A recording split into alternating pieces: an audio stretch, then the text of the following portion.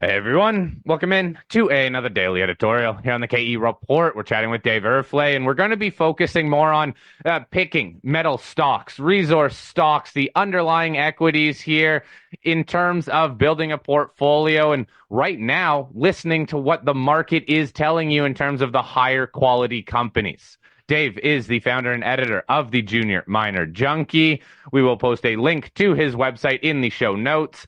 Dave, as much as we could talk about the correction yesterday and really ongoing correction in the US equity markets that's now a little bit more than 3 weeks old, I want to focus more on the underlying resource stocks. You know, our audience follows those. That's what you write about to your subscribers every week. I've just noticed, and this isn't new for this market, is that the higher quality juniors, mid tiers, even majors, their charts look entirely different than the vast majority of the other resource stocks. That really just goes to show that the people playing in this sector are focused on some of the better stories. And when you see a sell off in some of really the whole sector, the opportunity is in those stocks that have been outperforming, not the stocks that are underperforming to potentially play catch up. That's just not the market we are in. Have you seen the same thing, Dave? Are you focused on those stocks that have already taken off, but quite frankly, they're still leading the pack? There isn't this catch-up trade. Yeah, I mean, that's definitely one way to play it. I've focused recently on the stocks that I've purchased. I've began accumulating three new stocks this year. And of those three, one of them had a huge downdraft and was starting to build a bottom with higher volume. They had some really good news happen with the company on mergers and acquisitions and attracting strategic partners and permitting. And the stock was bottoming with rising volume while these new strategic partners were being gathered. So that's one company that I was concentrating on. Another one was a silver company that was building a huge base and had the same kind of issue where they had a strategic partner come on after they released a very strong PEA. And I announced that I would start accumulating that stock. And now, and since I've done so, it had been bifurcating from the market and going higher. Sure, it's come off a little bit with the gold stock sell-off here recently, but it still remains in a strong uptrend. So yeah, I mean, concentrating on companies that have already started with strong uptrends from bombed out lows, or they've already started to build a strong bottom with rising volume. Those are things to look at, absolutely. And when you're looking at the internals of the particular company, you make sure that they have access to capital, and you make sure that they've got enough cash in the treasury to last them at least the next 12 months. Also, so, and tight share structure is always a key for me. So, yeah, I mean, it's pretty obvious which companies to avoid right now and which companies to start gravitating to as far as the subsectors are concerned. Like I've said ad nauseum over the past year or so, that I've been staying away from early stage drill plays because they're just too risky and there hasn't been any reason to get into them. Sure, you're going to have the occasional success story like Newfound Gold or Snowline Gold, but the losses, I mean, the losers far outnumber the winners in this in the early stage junior sector. So yeah, what this bear market has done is it's pretty much given you strong clues as to what to gravitate to and what to stay away from. Dave, great points on all accounts there. And as far as the exploration stocks, yeah, more will not find pay dirt than will actually hit pay dirt. So it's a risk. But to your point, why take the risk when there's so many companies that already have defined ounces in the grounds with prior years drill programs, possibly 5 years or 7 years of drill programs that have already had success, and they're on the discount rack, or producers that you know have immediate access to capitalize on the higher metals prices by margin expansion when we see these higher Q2 and it looks like Q3 higher metals prices. To that point, if you're looking at the success stories, When you look at the majors like Agnico or Kinross or some of the mid tiers like Alamos or Caliber or even some of the silvers like the Gato Silver or Core Mining, they've had good runs. They pulled back. Would that be an opportunity to buy the dip for people that maybe aren't positioned? Or are you more interested in those development stories? Like there's a handful of silver developers, and you mentioned a couple in your own portfolio that have continued to rock higher all year long and even starting last year against the grain of the rest of the sector. So are you more interested in capturing producers as they pull back or pressing your bets with developers as they move forward with their projects? Well, it all depends on your risk tolerance. I mean, if you're looking for companies that have some cash flow and that are less risky, then you're talking about getting into growth oriented producers that are undervalued here and the market really hasn't caught up to yet. But if you don't mind taking a little more risk, then absolutely the developers that are de-risking these strong projects, especially if they've got more than one project that they're de-risking, because we're finding out more and more that these companies that have just single asset projects can have bad news happen to that one project and really tank the stock. So it's worse so in a company that's a producer, like we just saw recently with Victoria Gold. But if you have a company that's de-risking a really good high margin project, and they have some other projects that are not maybe flagship, but they could possibly spin out if they are able to attract a partner or to sell their flagship project that they're de-risking, that's always a plus. Dave, you've always said that you're focused on these potential takeover targets that provide that extra torque. Is this still the market where you can focus on that, or do you need to drive even more so into the company fundamentals? Like you said, make sure they have cash because it's been hard to depend on any sort of takeovers at extreme premiums for stocks that have already broken out. Yes, absolutely. I mean, it's still not a market to chase.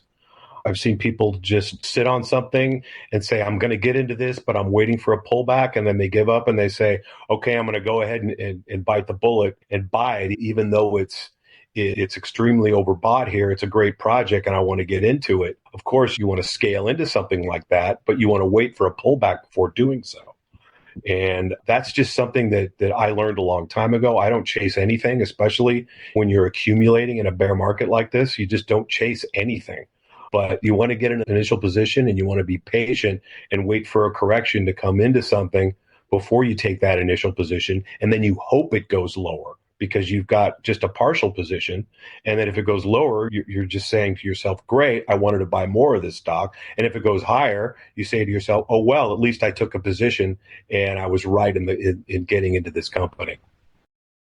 Dave, how do you deal with portfolio management with knowing when to cut a loss in a company and move that money into a greener pasture? I'm imagining there's a lot of people listening that have a portfolio, kind of a mixed bag, and there's maybe some stocks in there that people hate being wrong, they hate admitting they're wrong, but sometimes the best policy is actually to cut your bait and put that pole in another pond. How do you deal with that in your own portfolio? Yeah, that's a great question, Shad. That's something that I've been dealing with ever since I got into this sector over 20 years ago. That's the big decision, right? Because if you're in a bear market in the juniors and this company has a great project and let's say you mistimed your position and you ended up accumulating and getting a full position a little too soon and you're down 40-50% on it, the initial reaction when something like that's happened recently with the gold stocks, even though the gold price just made another all-time high, your initial reaction would be to like, okay, I got to sell this and put it into something else. Well, you have to base your reasons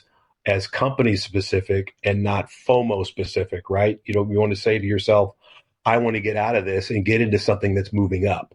Well, the reason why, the company that you want to sell has gone down, you have to look at those reasons. Is it because of over dilution? Is it because of something that's just a short-term phenomenon? Like they ended up having to take a really bad deal to cash up, but now they have cash for another year. And maybe they had to take extra cash after they recently built a mine and they needed extra cash and it's going to be a high margin mine. But as far as the street's concerned, they shorted it and got into it cheap, but you're down 50% on it.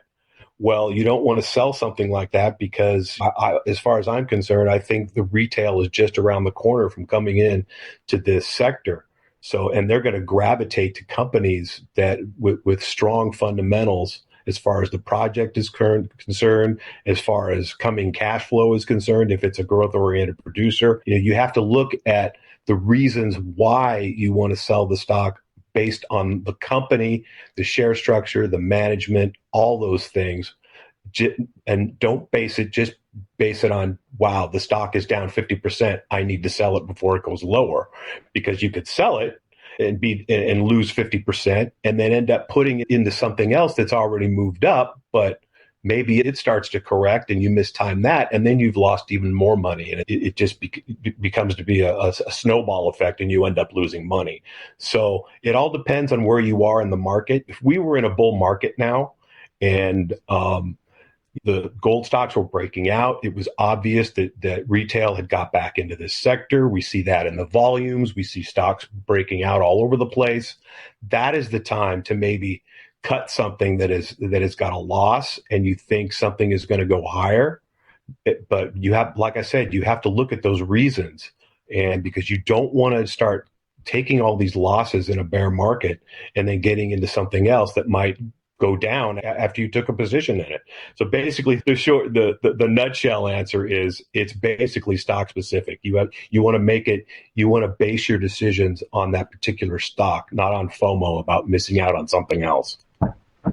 Dave, just a quick follow-up on it. When I was asking the question, I was actually thinking about companies that people hold that are not quality projects. So if we're talking about, specific examples, a company that doesn't have cash, they don't have news catalysts, they maybe have been serial diluters, and they're just the investor is having a hard time admitting themselves they picked a bad one. It's hard for people to admit they've made a mistake and picked a bad company, and maybe there's not good fundamentals. But what would you say to those people holding stocks like that really could cut bait in those companies and find better quality? Oh, absolutely. If it's down 50% and a lot of things have changed from the reasons why you got into it in the first place, then absolutely. Then you want to sell it and you want to put it into something else for sure. But I mean, it's a really difficult decision when you're talking about a company that still has really good fundamentals with the project, and they just mistime capital markets, or the project is taking a little longer to get permitted, or what have you. I mean, it has to be company specific. That has to be the reason why you basically take the big loss and put that money into something else.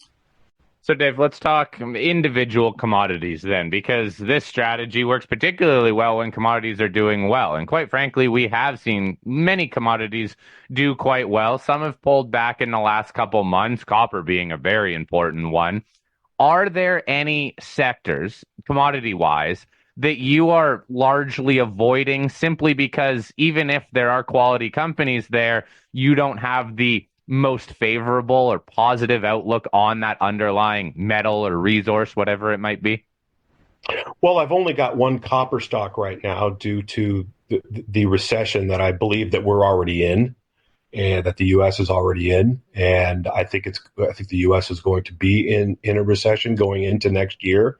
So I do only have exposure to one copper stock, but I would like to have exposure to more copper stocks in the future. So I do have several on my watch list.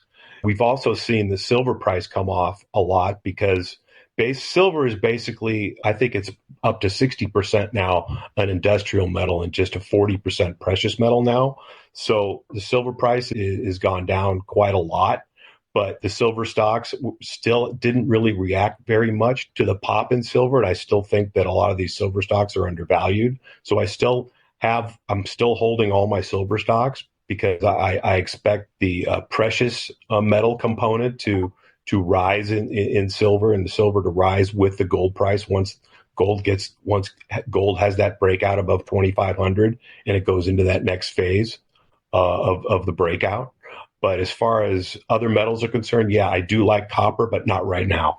Okay. Hey, gold, it keeps on breaking out, right? We heard it needs to get above 2,200, above 2,300, above 2,400, and that'll drag everything higher. We're now waiting for 2,500 and to go above there. Silver actually did get pulled up a little bit earlier this year, but now we're back in the, let's call it high teens, but in around the $27 level. So again, I guess still waiting for that leg higher, but some stocks. Many stocks are still doing well out there. You just need to be focused in the ones that are, rather than waiting for that catch-up trade, because we just haven't seen it, and it doesn't seem like it's happening right now or anytime soon.